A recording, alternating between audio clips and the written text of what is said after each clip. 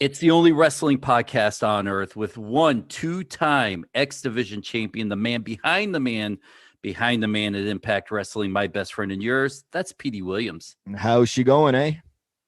This guy is about to go back out on tour. He's about to rock the vaccine out of everybody because that's how bad he's going to just lay it down in front of a live crowd because he cannot wait.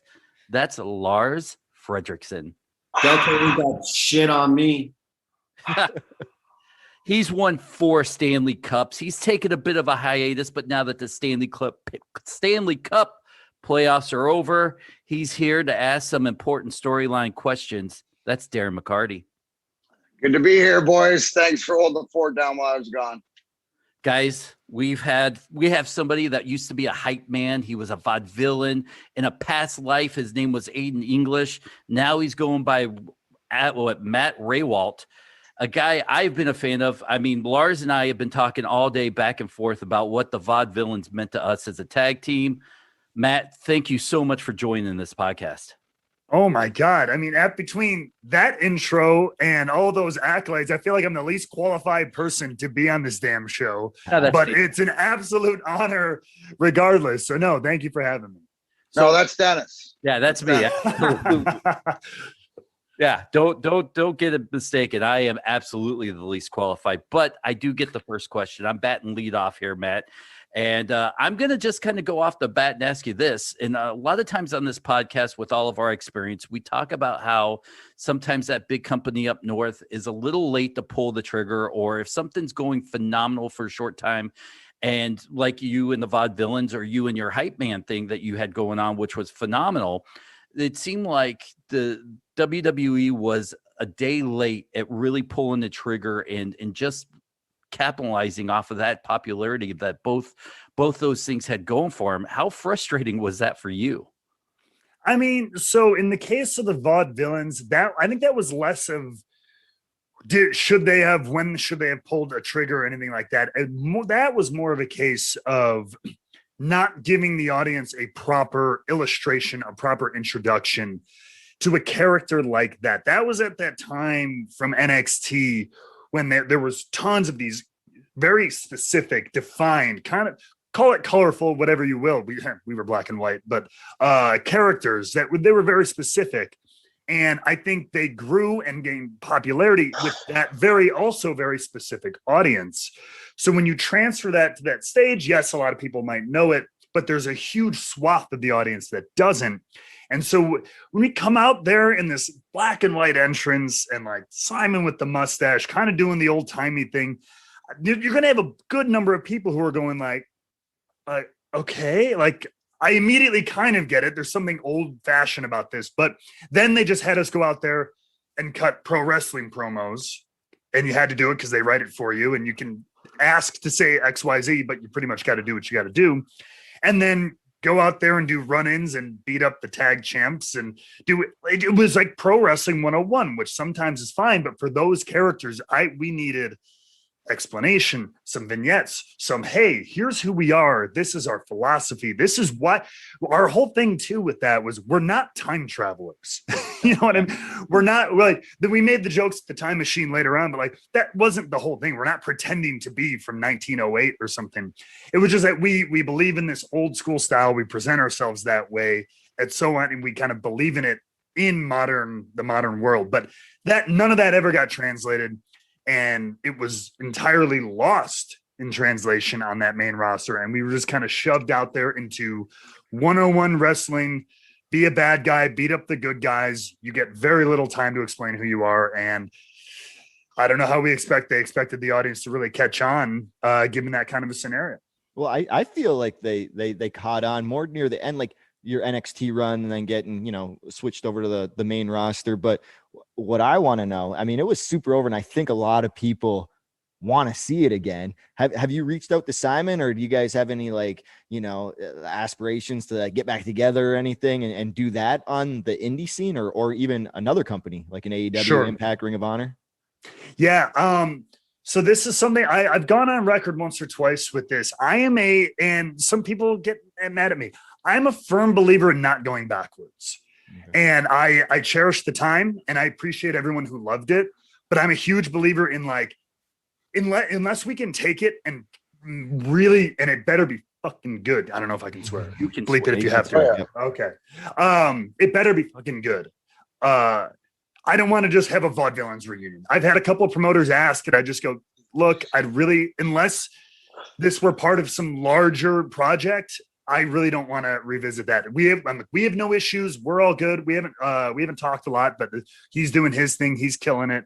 But yeah, it's not something I want to like really go back to. And that even goes for Rusev. A lot of people and Miro have begged for that too. And I'm like, same thing. I'd love to work with him in some capacity. I'd like to work against him, or if it's something different, maybe, or evolved. I don't want to just go grab a mic and go and do the same thing again, because then you're just treading the same ground, and you're also trying to recreate magic of another company. And if I were going to show up in a separate company, whether it be Impact, New Japan, AEW, Ring of Honor, whatever it is, I don't want to be trying to drag some magic from WWE and try to like, let's strike lightning twice. Let's light that candle again. I'd want to create something new. So while I'm not like totally shut down on it, I'm more often than not, I'm going to lean towards creating something new. You know, I mean, you've sort of explained that, you know, you're sort of past it now, which totally sucks, honestly, as a fan here, because it was one of the best things I had seen in wrestling in a long time. And I'm at the age now where like I have been in where you are in your shoes, just like I don't really want to go back there. But the one thing that I guess, you know, since you've answered a lot of the questions, honestly, that I was going to throw your way, whose idea was that and how was that presented to you? And did you have a fucking clue about how to present this to people? Are you talking about the Vaudevillains? Yes.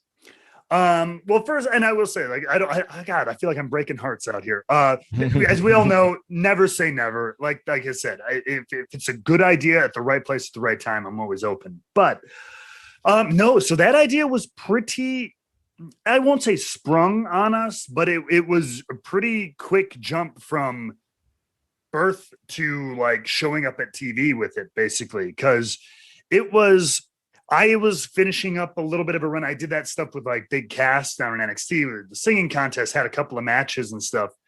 And then they didn't really have anything for me right after that. And Simon was new at the Performance Center there in NXT. He was doing actually the Rosebud thing with Adam Rose. Oh, yeah. I mean, him, Becky Lynch, Braun Strowman, Elias, all these guys were going to Raw every week with Adam Rose. And the story I'm told, I didn't hear it directly, was basically that Triple H at NXT TVs noticed Simon, and he would always show up in like a bow tie, mustache waxed, looking the part, which I totally give him credit for. And they were looking for something for me to do to follow up the stuff I had done with Big Cass and everything. And then they were trying to get the tag team division going because they needed, you know, to kind of move things off of the Ascension and build some other competition in that division. So they're looking to create tag teams. So the story I was told is that Hunter pretty much went, look, English does this singing kind of Broadway thing. He does this kind of old time showman, strongman act. I'm like, maybe there's something there. And maybe there's something there when Triple H says it means every coach in the Performance Center runs to you the next day while you're training and is like, you guys need to put something together. You're a tag team. Boss wants to see it. Something old timey. Go. And it was like, hi, I'm Matt, by the way. Like, because he had shown up like a few months before, and we hadn't worked. We had like shared promo class day together, but we didn't do anything together and like exchange pleasantries. But that was pretty much it. And so we kind of went home and we just kind of mashed our things together and said. And I remember people kept throwing around the term vaudeville, like, oh, old school showman vaudeville kind of stuff, right? And so I was just like, we'll probably be bad guys, vaudeville villain. We'll be a vaudevillain. That's corny. That'll work in wrestling. Cool. And I went, and it turned out it kind of stuck. Yeah. And yeah, and we kind of went from there. And well, wrestling's almost like the original vaudeville. I mean, let's just be honest. I mean, and it's funny. I had a great conversation a couple months after we showed up on TV. Bill Apter actually came down to the Performance Center, and he was telling me he's from like Virginia, and he's like, oh, I've got like my grandparents did like they were in like doing the tap dancing, like the Wild and Wonderful Whites of West Virginia, like kind of old vaudeville stuff. He loved that kind of thing.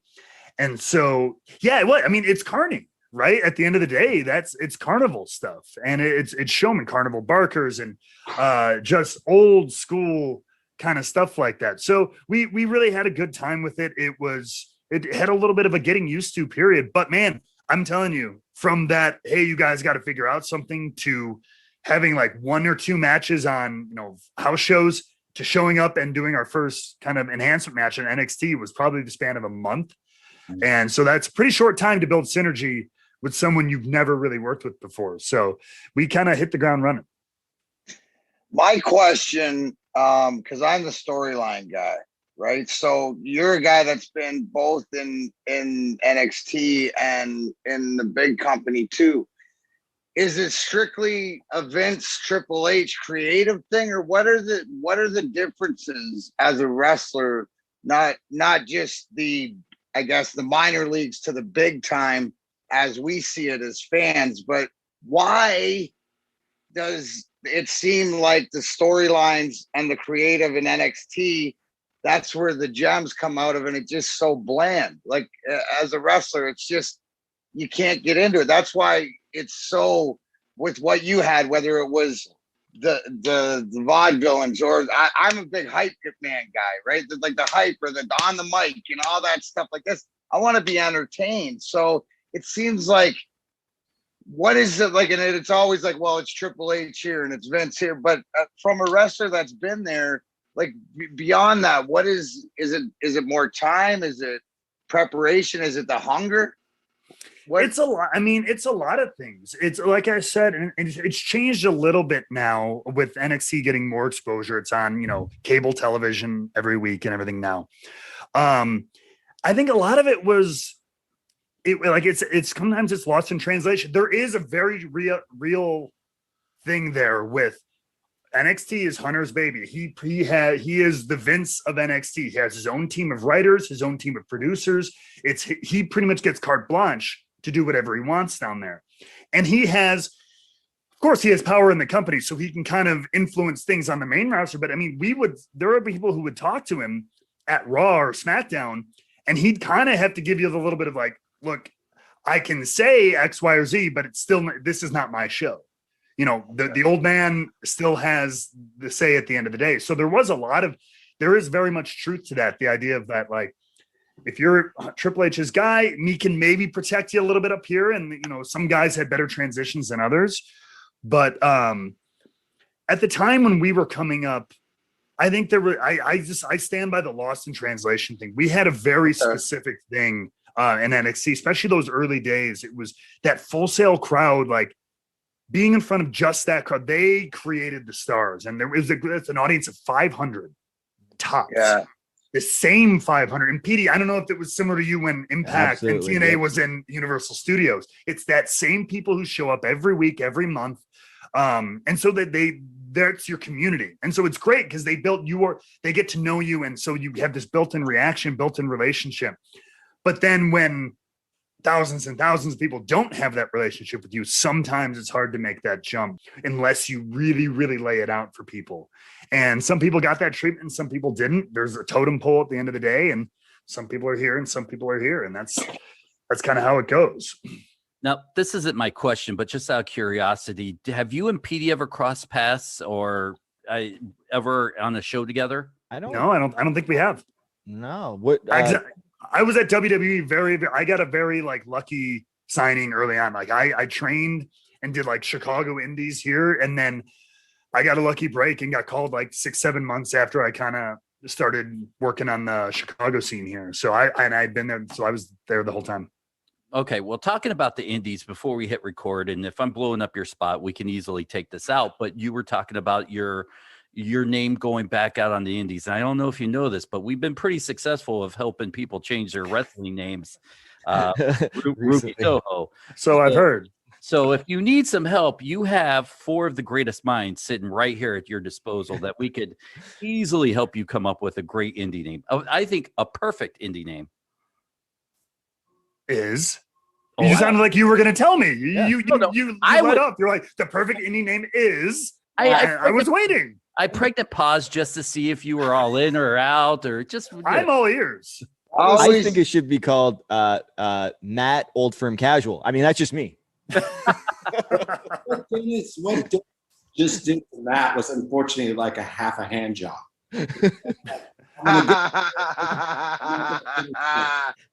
So, Dennis, come on. I mean, you got a great mind. Matt. You know what? Full hand job. That'll be my me, last name. Matt Hansy. Listen, part of me thinks that you've married into one of the most iconic families. Somewhere in that name. Nope. No. Nope. Maybe hyphenated? You go that? Nope. That's a non-starter. That is personal. I'm not going to exploit that for any kind of pro wrestling hype whatsoever. That is, and like, I'm not trying to like get serious on it, but like, that's just been a thing of mine. I'm like, I never want to, unless we somehow decided like to work with together, which we've never really, really wanted to do. But I never want it ever to even seem like I'm trying to leech off that at all. Cause that is my personal family, far more than it has anything to do with the business of pro wrestling. So. Amen. What I want to know is, I mean, I got a lot of questions, but like, so you're here right now in your life, you know, what now? So you've done like commentary for WWE, that they have you there. So obviously you can do that. You're great at that. I don't know, like your work behind, you know, the scenes or anything. I don't know if it's like aging. I don't know if you want to continue wrestling or, you know, do the gimmick where you're still singing and stuff. Like what do you see for your future right now for you? So the thing that this whole like experience with both the pandemic and everything going on, getting the release and all this stuff is I want to do a lot more than just one thing. So and WWE does that because they control their talent so tightly, of course. So you're kind of forced in that position. But that it's a classic eggs in one basket kind of situation. And you know, especially as a kind of mid-tier, lower level talent, sometimes you don't have the cachet to pressure them to like, hey, can I go do acting roles or can I go do this? They have final say on all of that. So they kind of force the eggs into one basket. And so then when they take the basket away, you're kind of left with whatever. So for me, it's about, I want opportunities to do a lot of things. You know what I mean? Of course, I'm still wrestling. The broadcasting, I really fell in love with. A lot of people have, you know, I got hit with are you getting demoted? What's the deal? Are you getting punished or whatever?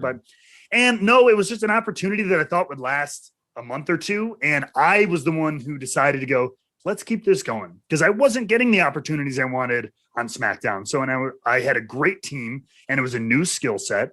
So I was the one who decided to keep that going. So hell yeah, I'm open to doing broadcasting. I'm actually looking to get into broadcasting outside of wrestling. I am falling in love with freaking like competitive gaming, like esports stuff. It's a growing market. I've got a couple of games that I've fallen in love with that I would love to do some analysis and casting for. I run a YouTube page and an Instagram thing with whiskey. I do whiskey media. So like reviews, journalism. I work with certain brands from time to time doing things. I run my own podcast where I have wrestlers on, we drink some whiskey together. Yeah. And then of course acting. That's where it, you know, started for me altogether. I mean, I actually got into acting so I could transfer that to wrestling, and now I'll transfer back to acting, hopefully. That one's a little more vague because it's a really tough business to break into, but I'm working with some people right now about getting some of those opportunities. So yeah, for me, it's about spreading myself out more, you know, putting my hands in more things and really trying to just, like grow a lot of things instead of just one thing right in front of me. Yeah. Well, you know, my question, I guess, is you were with one company for a while, you get let go, pandemic, blah, blah, blah, blah, blah. Now we're faced with this wrestling world that is, the doors have been kicked down. And there's so much room for a wrestler to come in and do all these things like you're saying. There's so much creative freedom, and you can see it in the other companies. And that's why they are successful, because they're actually letting the talent be themselves, right? I mean, does that seem at all daunting to you? Because it's like you were at a place where you talked about all the eggs in one basket, which is obviously, you know, you're an indentured servant, and then they take it away, and then boom, you're left with nothing. And that's probably the feeling that you get when you're let go. Oh shit, what am I going to do next? And that's like the commonality with a lot of these wrestlers that we've had on, who've had the same experience. But now it's like the flip side of that is you have many wrestling companies to go to, all with TV, all with, you know, that could fill a lot of those holes that you're talking about. Is it daunting to you to like make a choice, or what is it that you're looking for? So no, that part I wouldn't say done. That's a double-edged sword. And I've said this actually to a lot of people, and I've said this to fans too. And I'm like, look, between like my class of people who got released, and especially this year, we've seen swaths of people released and everything like that.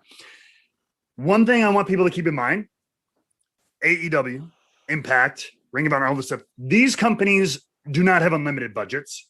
They do not have unlimited TV time, and they have rosters already. So a lot of people are like, why don't you go here, go here, go here? I'm like, unless am Braun Strowman maybe, or like these top of the tier guys that you kind of have to get, it's not as simple as walking through the door. And trust me, I've had talks with almost everybody, and there are some things happening that I cannot speak to yet. But yeah, it's not, and I say that for that, not only for me, but for a lot of these people coming kind of behind me, and there's 20, 30, 40 people kind of coming out into the independent scene and the free agency. If not everybody shows up on TV like September 1st or whatever the date is after all their 90 days and everything like that, please don't be patient. Please don't trash all these companies for not hiring 50 people coming off of WWE contracts and stuff like that. So that's one thing. But no, so Lars, to me, that is exciting. I am the fact that the Doors were able to have shows again. That is what I've been hoping for. The daunting part was getting let go a little and change ago, and getting dropped out of a plane into quicksand. Tyler Breeze put it the best way when he gave his first interview after he goes, I've been preparing for the day I got released since the day I got hired. And that when you're at that company, you got to. You have to understand how fickle they are. You can't be under the idea that like, I'm just going to be here forever, whatever, cool. Nothing's ever going to go wrong. So, and in any other year, any other moment in time, I had the mentality of like, all right, yeah, I do. I know some people on the independents. I know some shows I can go do, some promotions I can hit up right away. Then I can build here. We can do these conventions, blah, blah, blah, blah, blah. I know some people overseas. Go, let's get the ball rolling. But the timing just worked out where none of that was happening. So that was the daunting thing. That was the really scary thing for me. Not getting let go. That sucked. That's a gut punch, but you stand up from it a couple minutes later and you walk. Yeah, the hard part was, okay, I can't do what I want to do, what I know I can do, and that I know what I could do in any other time, in my life or in time in our history. So that was the hard part. No, this, coming into the end of summer, into the fall, audiences are coming. They are excited to get back. They want their wrestling back. They want their live events in general back. You probably know with concerts and stuff, Lars, people want to see that stuff, sports and everything too, of course. So no, that part is exciting. The opportunity is exciting. So Matt, my question is, like you mentioned, when you did get released, and we're all made when you fall down, you got to get back up again. But you've had time to reflect. I always like asking and going back, but are there some of your favorite characters or some of your favorite matches that are maybe on Fight TV or on maybe YouTube that, to go back and to hear it from a wrestler and say, yeah, man, this was a fun era, or this time was great. Did you have time to reflect back and say that? Like, because you hear these two guys, Dennis and Lars, man, like two little school kids, because they downplay their love of the vaudevillains and how great it was. And I think there's so many more people out there too that want to know, like, what was the most fun that you had, even though there's most stress in business. Oh yeah. But I mean, it is. And you gotta love what you do out there, when you walk out the curtain. Because here's the thing, because it is when behind the curtain, all that's the BS kind of thing. You do it all for those 10 minutes out there. You know what I mean? On stage, in the ring, whatever it is. So yeah, you better love that part because otherwise the rest of it probably is going to be pretty tough to be worth it. But man, those NXT days, those early days are hard to beat, man. That was a very special time, that 13, 14, 15 NXT. I say this like a lot, and I'm not just because of present company, but it felt kind of like punk rock a little bit. Yeah, and like I would talk with Sami Zayn a lot about that. We're like, it is like we're trying, and it's funny because like we're kind of under this huge corporate umbrella of like the man WWE, but like we're kind of grinding out our own little thing here, and we started getting more and more momentum, and then we started doing like the takeovers, and we started doing those road shows. And I don't know if it was Hunter's idea or whatever to do those road loops at like concert venues, like rock and roll clubs, instead of like small armories or small arenas. He did them in rock and roll clubs where the people are right up on top of you in these stands, and it's 500-700 people or whatever, and the atmosphere was just so electric, and you could just feel that momentum building until we hit. I remember that that first takeover Brooklyn was probably both just in the moment and the match we had that night, which is where we won the only championship I've won in pro wrestling, the NXT tag team titles. But I still have very fond memory, very super, super, super clear memories of walking into the Barclays Center. I'd never been in there before in my life. And just taking that moment and just like doing the little 360 gimmick and realizing not only that we're just here, like we sold that motherfucker out. Like it wasn't like tarped off halfway and we were like closing it, like legitimate. The night before SummerSlam, WWE's like, second biggest pay-per-view of the year, we sold that motherfucker out for this little show that's only on an over-the-top network for WWE. It's not even on TV. That was such a special time. And that match was a lot of fun. And the one thing I love about that match too, was how relatively simple it was. And I love awesome, intricate things, but it was a really simple, shine them up, shut down, beat the crap out of me, real simple. false tagging, drag him back, all this old school. And then a pretty simple go home. And then we just had that Gaga with Leva Bates and Alexa Bliss and everything like that. And then just hit right into that finish. And it was exactly what it needed to be in that moment. And that was just a blast. So when anybody asks me like my favorite times, that's always one. And I will say one more thing. And it's unfortunate because some of the best times a lot of you guys don't get to see house shows. Yeah. Live events, man. Those are the best. No TV pressure, no commercial breaks, no cuts. It's just go out there. You get 20 minutes, do whatever, and knock it out of the park. Sean Spears, I was married to for like an entire summer. We tore it up and down like the U.S. We on tour. We had a match in South America where we went on second, and all these people in South, like a Costa Rican accent, are chanting, "This is awesome. This is awesome." And we weren't even on TV at the time. Like we had no TV time. We did not have any kind of clout. And just through our work, through our characters, the Perfect 10 thing and the singing douchebag, we got him. We got him into it. And I just remember that is my other very fond memory. We're about 3/4 of the way through the match. We're about to like go home, go finish. I'm sitting there stomping a mud hole in him. And they're chanting, "This is on." I go, I'm like, "Holy shit, this is awesome." He's like, "Hell yeah, buddy, keep going." And like, it was a shitload of fun. It was such a good memory. I love it. As it's been alluded to a few times, at least me and Lars, and I know everybody else are fans of yours, but the Vaudevillains were one of our top tag teams.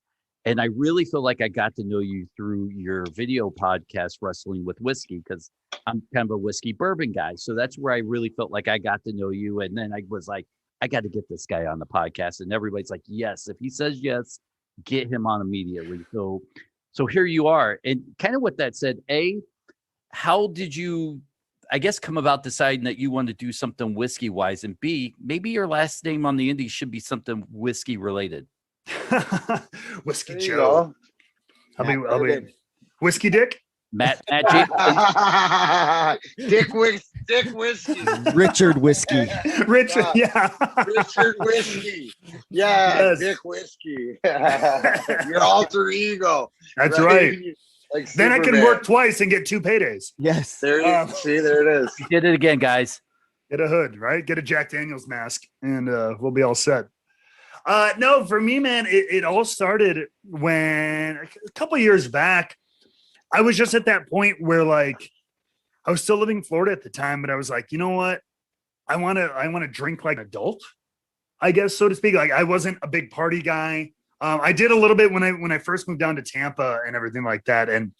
But I was kind of a homebody and stuff like that. And I'm like, you know, like I don't want to do that kind of thing anymore. So I'm like, I would like to enjoy a drink, but I don't want to be sitting here pounding shots in my single bedroom apartment by myself. So like I got it. I'm like, my dad was always a Scotch drinker, just kind of neat, one ice cube sipping. I'm like, how do you do that? Because it tastes like shitty water, like fire water to me. If I try to do that without like chasing it with a beer or soda or like loading it with a bunch of Coke or something, how do you do that? So it kind of became just like a goal. I just wanted to see if I could do it. And I wanted to drink whiskey neat. And I treated it like working out. I trained for it. And I literally I read a book on how to do it. And they're like, you got to drink every day. And I'm like, okay. And now you're not getting loaded every day, but you have a little bit every day. And so I sat on my couch, literally, I grabbed a can of Coke and a glass of whiskey, and I would sip, oh shit, chase, and then I would try to make the time longer, sip, chase, and then eventually I didn't need the Coke anymore. And what happened was I was like, okay, cool, I can do this, and like it's not too bad. But what really got me down the rabbit hole was this whole internet culture we have. There's a community for everything, everything. There's a niche for everything. Wrestling fans, sci-fi fans, comic book, video games, rock and roll, whatever, musical fans, musical theater geeks like me. There's subcultures, there's Reddit, Facebook groups, all these things where it's like you can find your people, you can find your niche.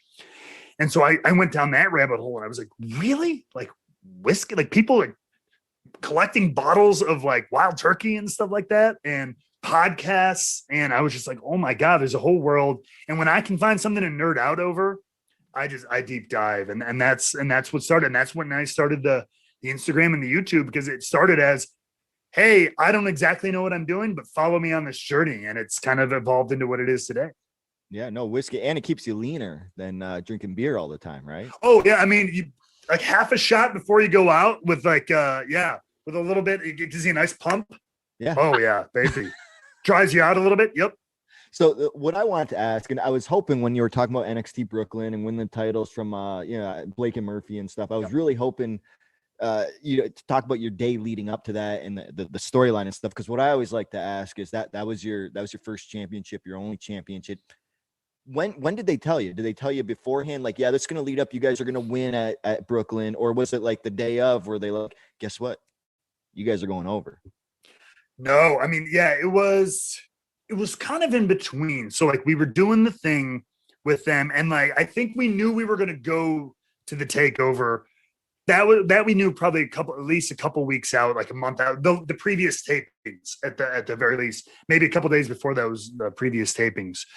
So we're like, oh, okay, cool. We're going to get a takeover match. And then at that time, we didn't even know it was going to be Barclays yet. Like they didn't tell us that yet until like only a couple weeks out. So we were like, okay, cool. We're going to go do a takeover with Blake and Murphy. We loved working those guys. We figured it would be at Full Sail. Cool. It's always an honor to be on those takeovers. And then after, I think it might have been after we filmed, they were like, hey, we're going to the Barclays Center. We're going to tag it up with SummerSlam and stuff. And we're like, oh shit. I'm like, wait, does that mean our match? Holy shit. Like, that's really cool. So we weren't even thinking about the result yet.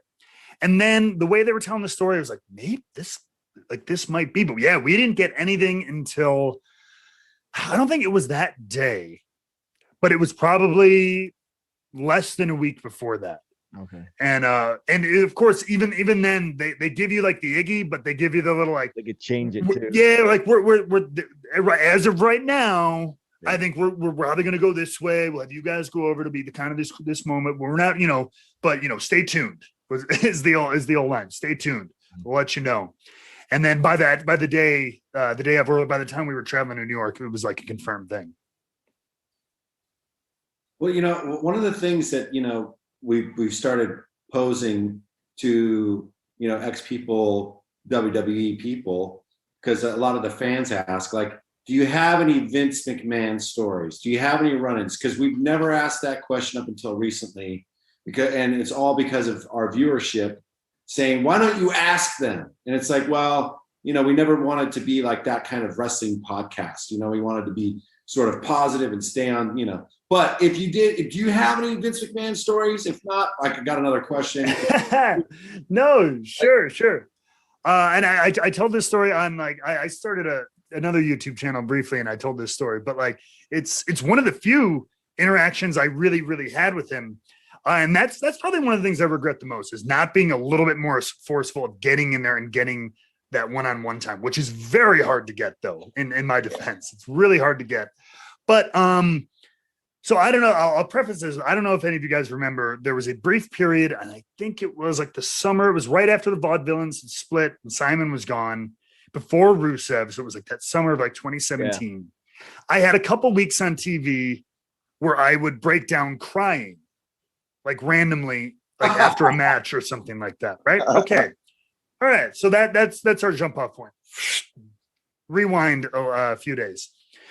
So like a week or two prior, I remember I had gotten like new gear. I wanted to do the painting, like the Van Gogh painting tights, which I loved. I'm so proud of some of my favorite gear I've ever had. I still have it. And I had to make sure it was okay, because like it's public domain, so it's all fine, but like you have to just make sure like nobody's going to try to sue us, because it's like a real work and everything like that.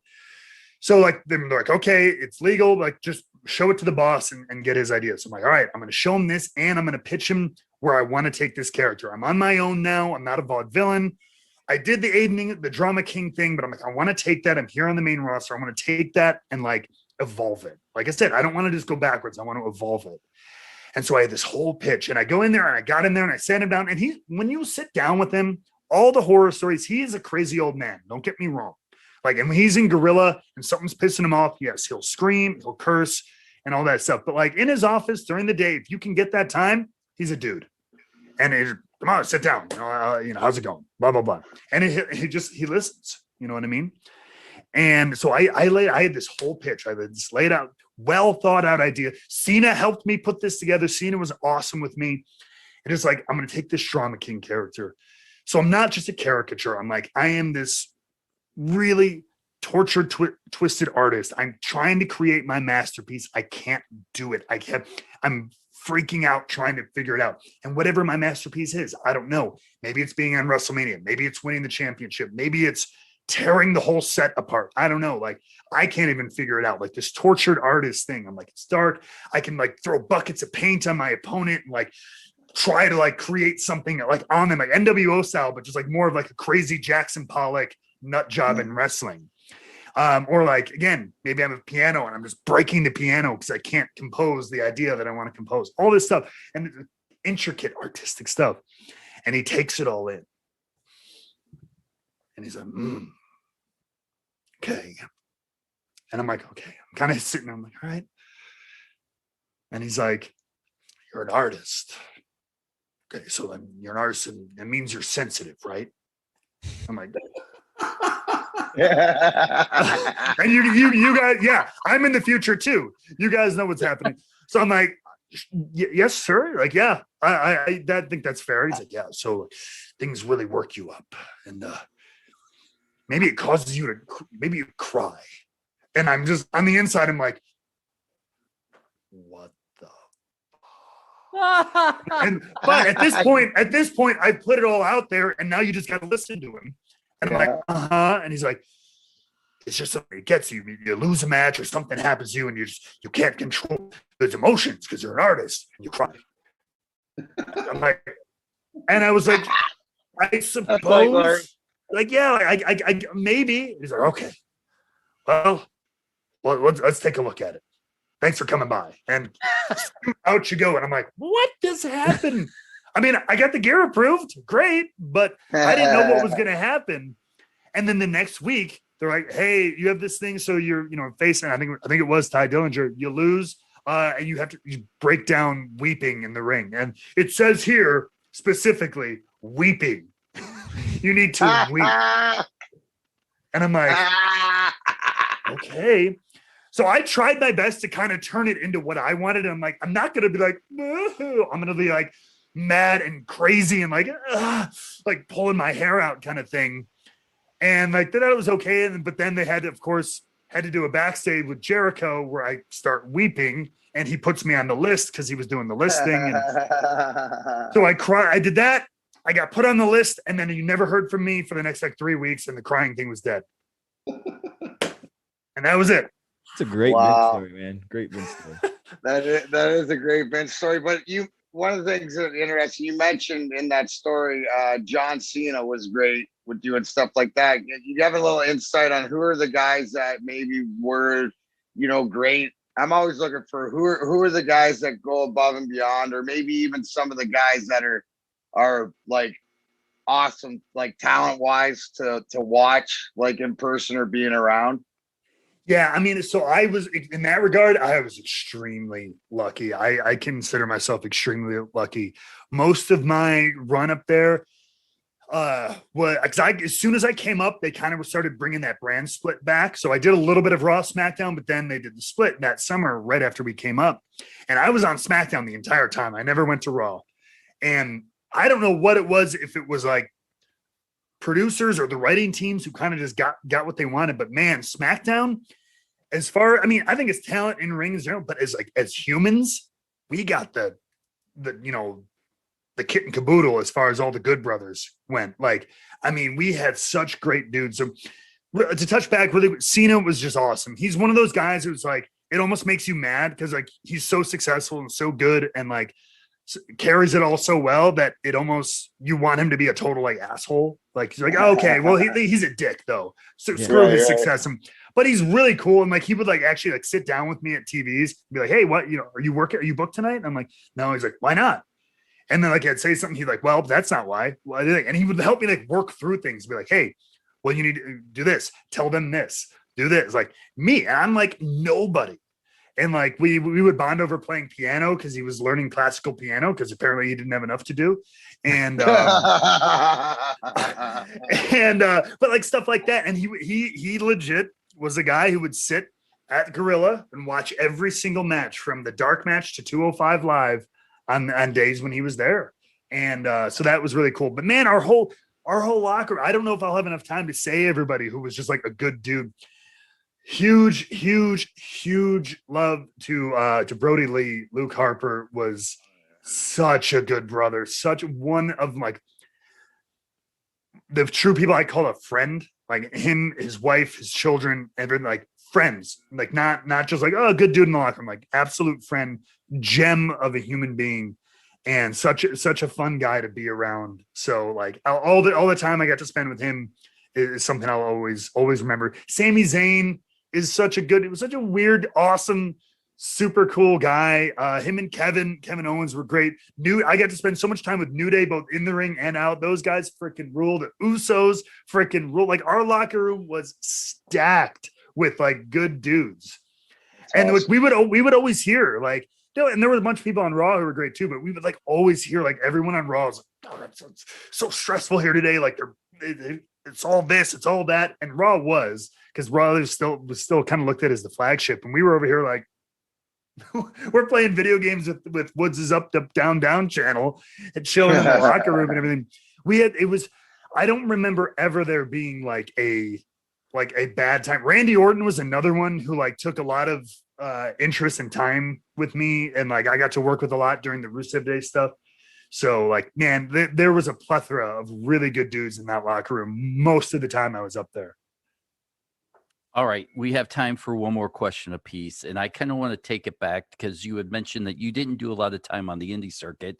You get released in the kind of at the beginning of a pandemic. Was there a worry in your mind, like, will people remember me when this whole thing's over and life gets back to normal, and now I have to go out on the indie circuit and start remaking a name for myself, since you didn't really make a name for yourself the first time around because you were lucky and snatched up, not the other reasons? I mean, yeah, a little bit. And not only that, but like, I'm very aware. Like I said, I chose to continue doing the commentary part for so long too. And as much as I love that, and I feel like I grew as a professional in general, it was on a smaller show, which had a smaller platform. And so like, I knew I was kind of out of the spotlight already, even at WWE. And so at this point, that was absolutely, but it was one of those things where it was like, it was a concern. It was a worry at first, but it was also one of those things where it was like, okay, we're going to get through this part of the things, however long it takes. And we're going to get back to working again. And like I said, I wanted to do everything. So I'm like, maybe I can still do the broadcasting and stuff, but I'm like, if I have to start kind of at ground zero and build that back up, so be it. You know, I mean, I think the pro wrestling world appreciates that for the most part. Fans, promoters, wrestlers appreciate that kind of thing. So I was like, I'm not going to walk in and be like, hey, remember the Vaudevillains? That was me. So you better book me in a good spot or something like that. No, I'm just gonna be like, here's me. I can do XYZ. It's like every promotion's a job interview. You know what I mean? And so I was ready to work up from the bottom of the card again if necessary.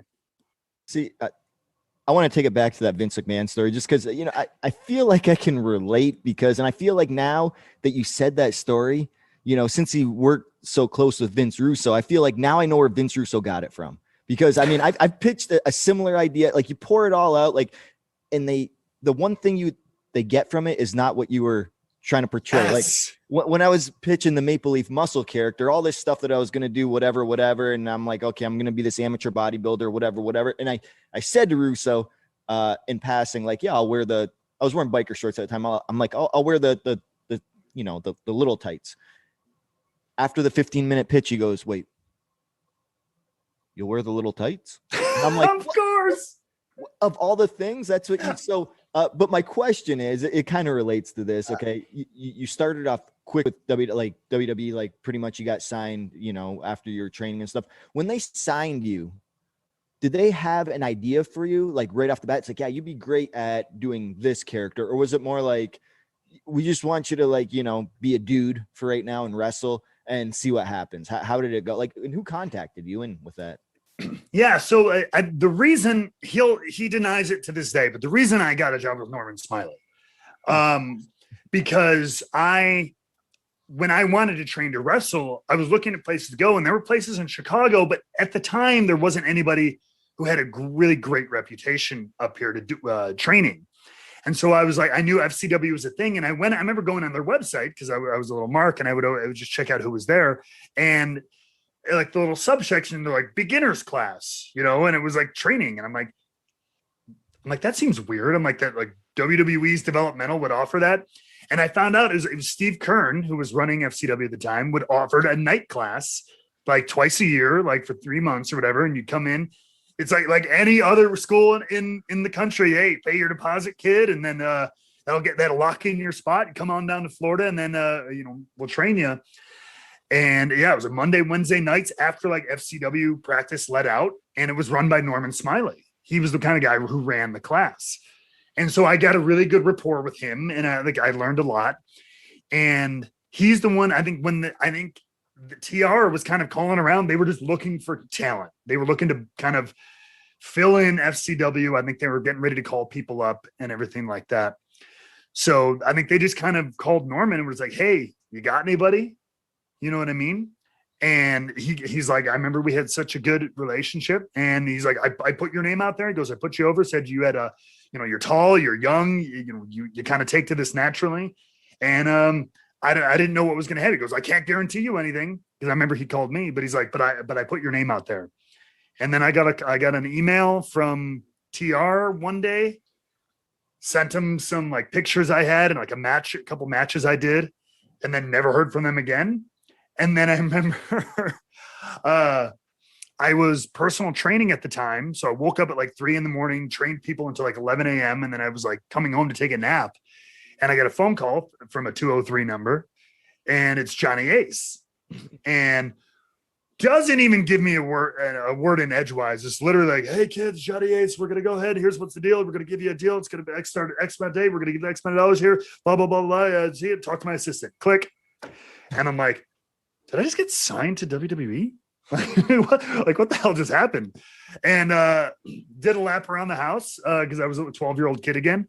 And yeah, that was it. And then I showed up and it was just kind of show up, train, learn, do jobs for, a young Bray Wyatt, Leo Kruger, Mike Dalton, which Tyler Breeze at the time, people like that, Dean Ambrose, Claudio, guys like that who were kind of on the up and up and on their cusp of getting called up. So it was just like, and then we'll figure stuff out. I think they were just kind of looking for potential, throw some stuff against the wall, see what sticks, sort of thing. Awesome. Well, I'm a big tag team guy, and one of the questions I ask, pretty much every wrestler at some point in his life has been in a tag team, but not very many have been in successful tag teams. You have, right? So you've held a major belt with a tag team. What do you, I mean, I know that was sort of early on in your career and those things, but I don't know if you've had time to digest, but do you have maybe a preference, like, or do you not care? Do you like tag team wrestling more than singles? Or, I understand it's two kind of different things as far as the psychology goes, but is there something that you enjoy more than the other or not? Yeah, I mean, it's all situational, you know what I mean? Like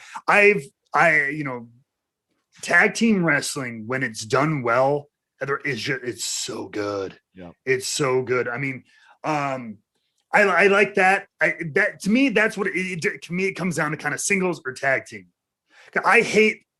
I don't want to say hate, but I really like multi-man match with 4 ways, 6 ways, even 3 ways. It's just like, it comes a little just like of a bunch of stuff. Whereas like tag teams, you have 4 moving parts, but because there's the rules of the tags and everything like that, you have this like intricate weaving of things, and you can tell, I think, better stories with straight up tag team wrestling with like that. So I love that. Singles is cool too, because I think you can slow down and tell those really dramatic stories, those really personal stories. Whereas I think when it comes, so I think that's what it is. For me, singles is the best for telling those really good, deep, dramatic, drawn out personal stories, because you're going to have that time. You can have that, those camera shots, those eyes, one-on-one. It's mano a mano. That's the old school story. And then I think tag team wrestling at its highest level, I think, is the best for telling just those pure like athletic stories. We don't have to get too in the weeds with like personal feuds and everything, where it's just like 2 teams vying it out, and you can just do so much with that environment, and you can tell it in so many different ways. The versatility of tag team wrestling is amazing. So yeah, when it's at its best, it's great. So like working with guys like the New Day, like Usos, even like Chad Gable and Shelton Benjamin only had a short little run, but man, they had some really great synergy, and we had some awesome matches with them. So yeah, I love them both for different reasons, but they're both incredible. I'll wrap it up with this, and it's obviously apparent that you're a wrestling fan from way back as a little kid and got to do it as your profession. So you've also, you see it from you have the glasses of every perspective. Why do you love wrestling so much? What is your favorite part of wrestling? I mean, favorite part is God, that's impossible. I mean, it's wrestling is everything. You know what I mean? It is the best. It's a bit of every world. Like, and I'm a theater kid, right? Okay. I was super shy kid, but I was like a creative guy. Yeah. Right. But I was like a super shy kid, but I loved like fantasy. I loved things like that. I always wanted to be out there. So like, I wanted to be like, I loved the creativity that I played music. I did all that stuff. I was an artsy fartsy kid. I was never the sports guy. So I was never super athletic. So it always intimidated me, but I'm like, there was something about pro wrestling, and it's not a good answer because it's very just intangible and it's hard to define. But there was something when I watched it where I was like, I know these guys are all jacked up, and some of them are all probably roided up and all this stuff. And I'm like, even though that's not me, right? Like, I'm not like like that guy. It doesn't feel like, but I'm like, but I get this. It just kind of I'm like, I get there's something more going on other than just like big dudes hitting each other. And so for me, I got to live out like a physical dream. Because again, I was never going to play football. I was never going to wrestle Olympically. I was never going to be a professional weightlifter. But I'm like, I'm athletic enough to do this. Like, I knew it. I would mess around on the trampoline as a kid, and all this stuff. I'm like, something about this clicks, and I still get to be creative and perform and emote and all this stuff. It's not just simply trying to score points. I get to do kind of everything I want to do. I can talk and do monologues like when I'm acting. I can it's big lights, extravaganza, over the top show, and then you get in there and do physically cool and entertaining stuff. It's the best version of a modern circus that there is. There's something for everybody. It's the most versatile. It is the most versatile form of entertainment I've ever seen. And it's something I tell people. I'm like, yeah, okay. There's a lot of stigmas about wrestling, but I'm telling you, go to an indie show, go to a house show, go to something besides like WWE TV or pay-per-view. And I'm like, sit in the crowd and tell me you don't have fun. I don't care if you're you don't have to become a lifelong fan after that, but don't you dare tell me you go watch a pro wrestling show and don't have some fun. You know what I mean? It's the most versatile performance out there.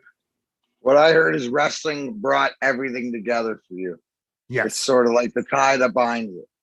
Absolutely. So that's awesome, bro. All I heard is that you're sensitive and that you want to cry. You'd know that because you're an artist.